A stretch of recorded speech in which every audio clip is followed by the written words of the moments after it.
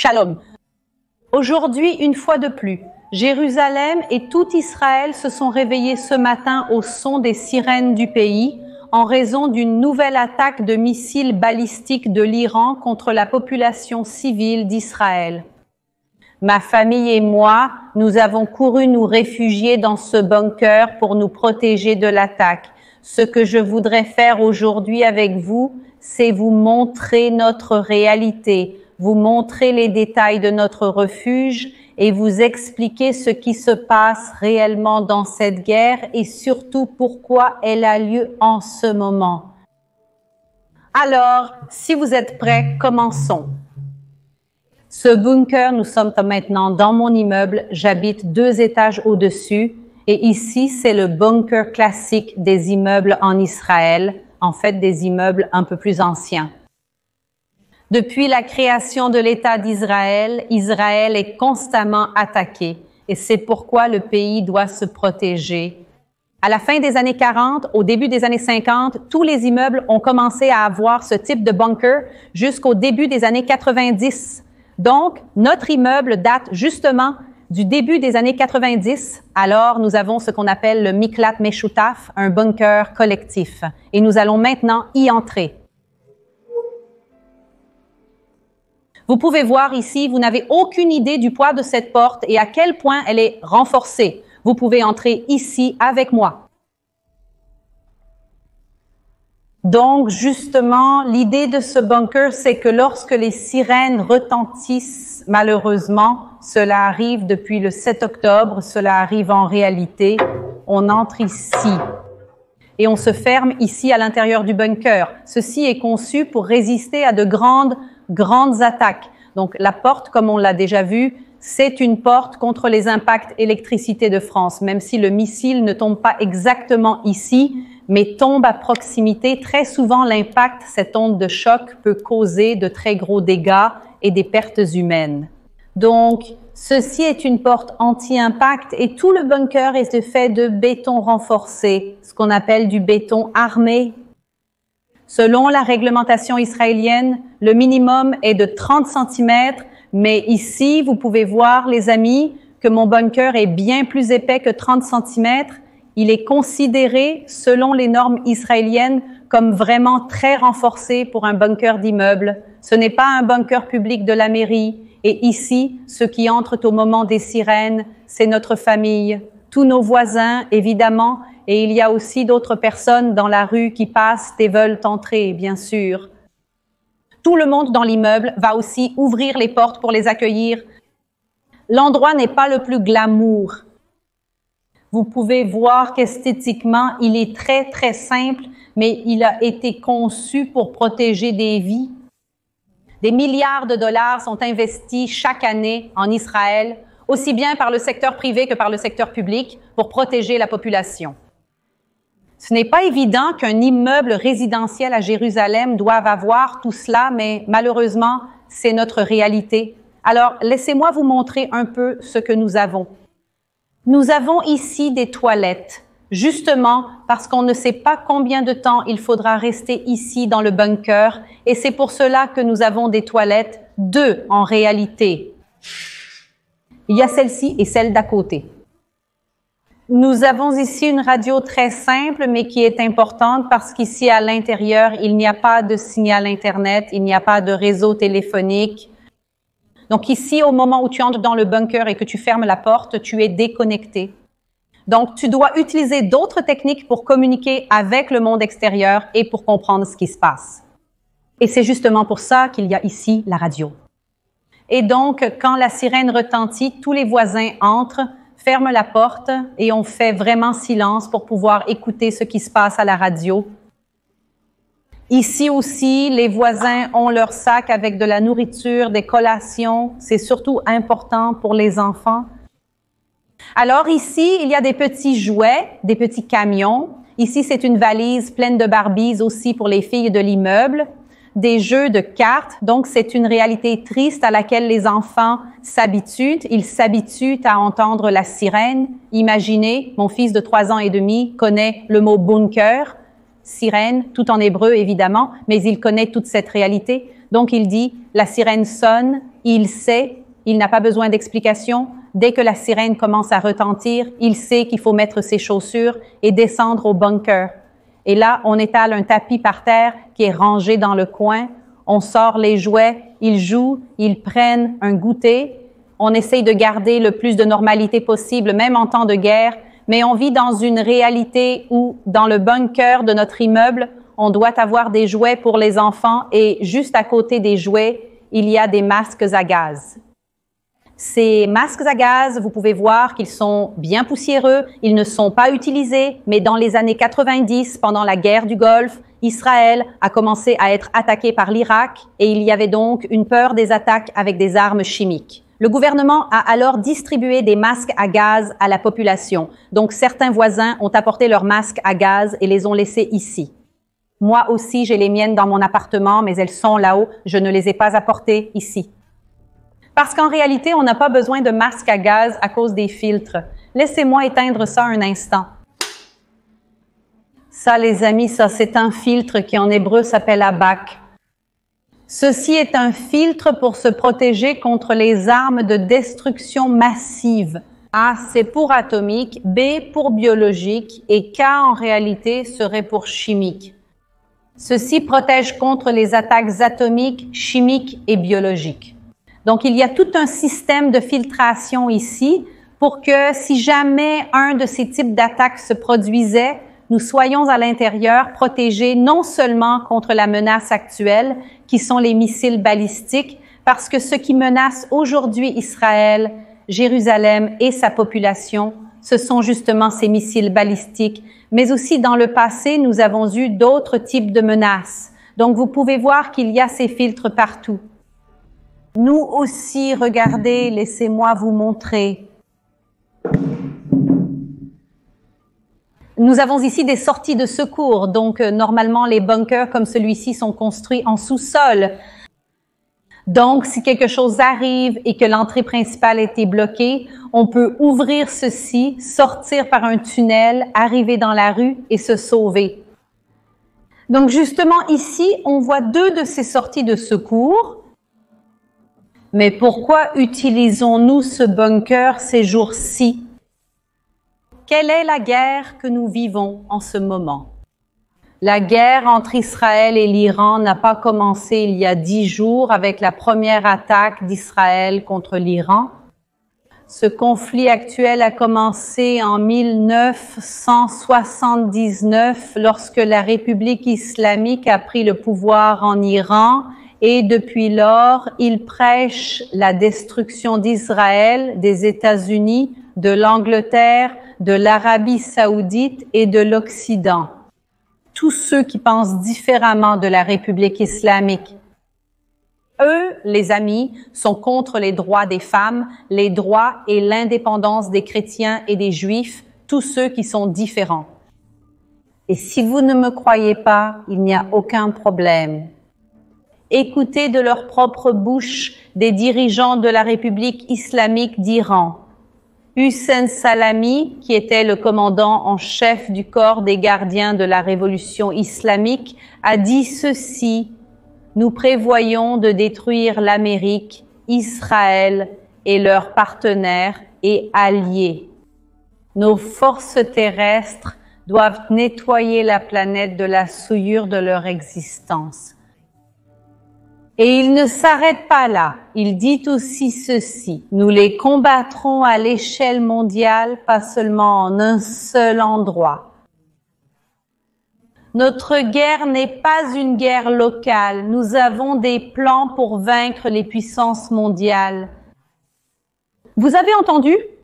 Leur lutte, leur guerre n'est pas seulement contre Israël, mais contre le monde occidental, contre les valeurs judéo-chrétiennes.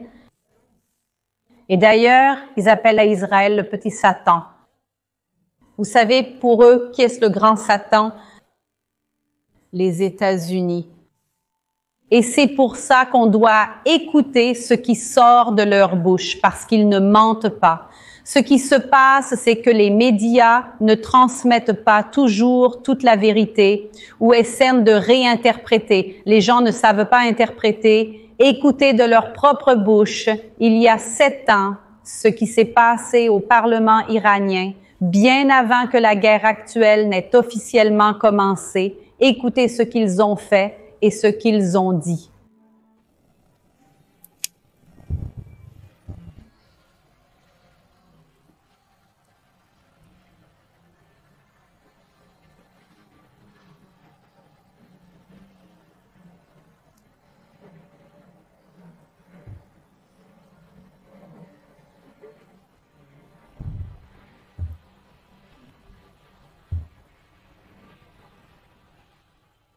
Quand ils brûlent le drapeau américain, le drapeau de l'Angleterre, le drapeau d'Israël et qu'ils disent « c'est mort à l'Occident », croyez ce qu'ils disent, parce que ce n'est pas que des mots, c'est bien plus que ça.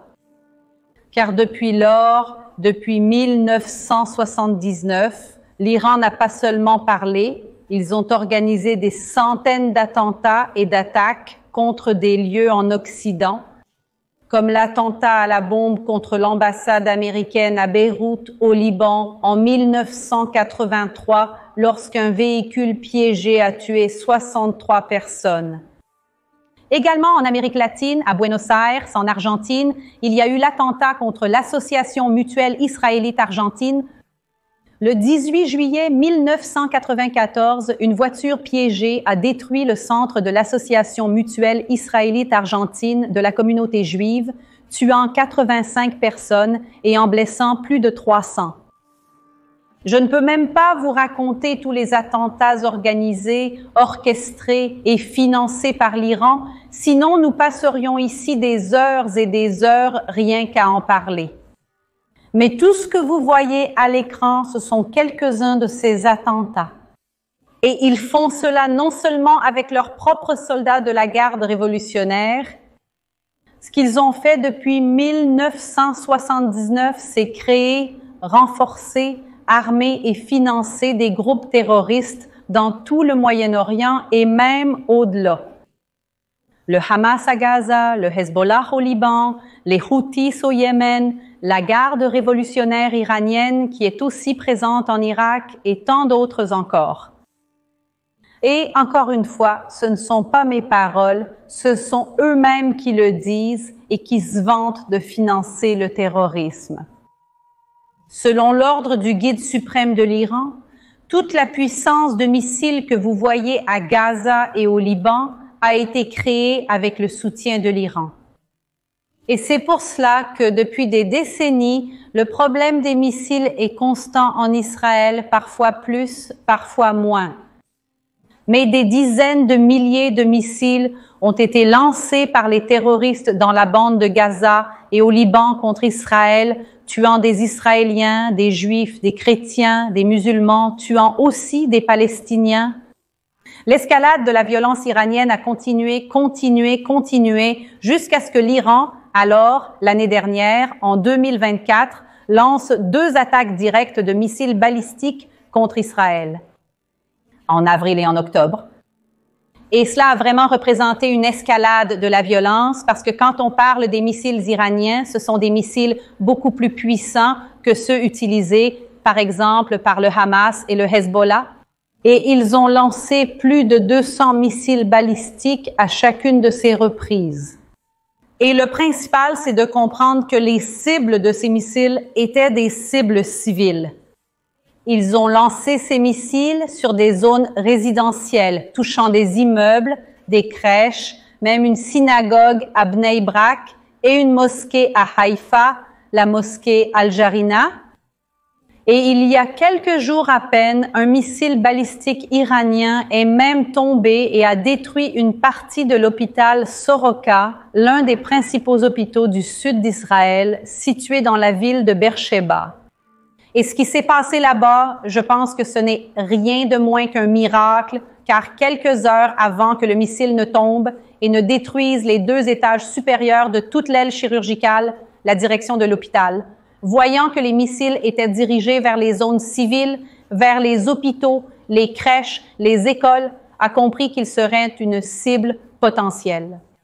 Et si un missile tombait sur une aile chirurgicale en service, cela pourrait causer rien de moins que des centaines de morts Et quelques heures avant que ce missile ne tombe, les 2 étages supérieurs de l'hôpital, de l'aile chirurgicale, ont été complètement évacués. Et c'est justement à ce moment-là que le missile est tombé, blessant des personnes aux étages inférieurs, des personnes également malades, des patients et des membres du personnel de l'hôpital. Mais grâce à Dieu, aucune vie n'a été perdue lors de cette attaque. Mais cela n'est arrivé que grâce à l'inquiétude des autorités, dans ce cas précis des responsables de l'hôpital, de protéger leur population. Ce n'est pas pour rien que nous avons tout cela, car l'objectif d'Israël est de protéger sa population. Et on voit que l'Iran n'a aucune peur d'attaquer Israël, les États-Unis, et il cible des civils. Et maintenant, un régime comme celui-ci qui a fait tout ce dont vous avez entendu parler, imaginez un régime terroriste qui finance aussi des terroristes entre leurs mains une arme nucléaire. Et cela représenterait une menace à l'échelle mondiale. À cause de cette menace nucléaire, Israël a attaqué l'Iran il y a 10 jours, une fois de plus, en se concentrant sur des cibles nucléaires et militaires. Et les États-Unis, comprenant également l'importance de défendre l'Occident, de défendre tout ce dont nous avons parlé jusqu'à présent, sont aussi intervenus et, la nuit dernière, ils ont également mené des attaques contre des installations nucléaires. Parce que selon l'Agence internationale de l'énergie atomique, ils disposaient de suffisamment d'uranium en Iran pour fabriquer jusqu'à 9 bombes nucléaires. La construction d'une bombe nucléaire par l'Iran était vraiment imminente et c'est pour cela que cette guerre a éclaté de cette manière maintenant. Et c'est pourquoi la seule solution pour la paix, ou du moins quelque chose qui s'en rapproche au Moyen-Orient, c'est la chute de la République islamique. Et que l'Iran puisse redevenir ce qu'il était. L'Iran, en tant que population, est ami d'Israël. C'est difficile à imaginer avec ce qui se passe de nos jours, mais jusqu'en 1979, il y avait des vols directs, quotidiens, entre Téhéran et Tel Aviv. Des gens d'Iran venaient passer leurs vacances ici en Israël. Des Israéliens voyageaient à Téhéran. Nous parlons de 250 000 Iraniens vivant en Israël de nos jours. 250 000 Iraniens vivent en Israël de nos jours. Une population de 10 millions de personnes. Les populations sont amies et sont sœurs. Malheureusement, comme beaucoup d'entre vous le savent, le gouvernement ne représente pas toujours sa population. Et je suis sûre que le gouvernement de l'Iran ne représente pas qui ils sont vraiment. Et même quand on regarde les statistiques, on voit qu'ils ont un taux d'échec moyen de 80%. Et c'est pourquoi, si vous voulez le bien du peuple iranien, priez pour leur liberté, priez pour la paix en Iran et priez aussi pour la paix d'Israël et de sa population. Parce que, tout comme ces terroristes ont réussi à usurper l'Iran en 1979, je suis sûre que leur gouvernement peut aussi tomber et qu'il peut y avoir des élections libres. Parce que c'est tout ce dont nous avons besoin, que le peuple iranien puisse décider de son avenir, car je suis sûre que leur volonté n'est pas de détruire Israël, mais de redevenir nos amis et nos frères, comme ils l'ont toujours été depuis les temps bibliques, avec Cyrus de Perse qui a permis la reconstruction du temple de Jérusalem et le retour de son peuple sur sa terre, et ce jusqu'à aujourd'hui. Alors voilà, c'est un appel à tous, priez pour la Perse, pour les Iraniens et pour Israël.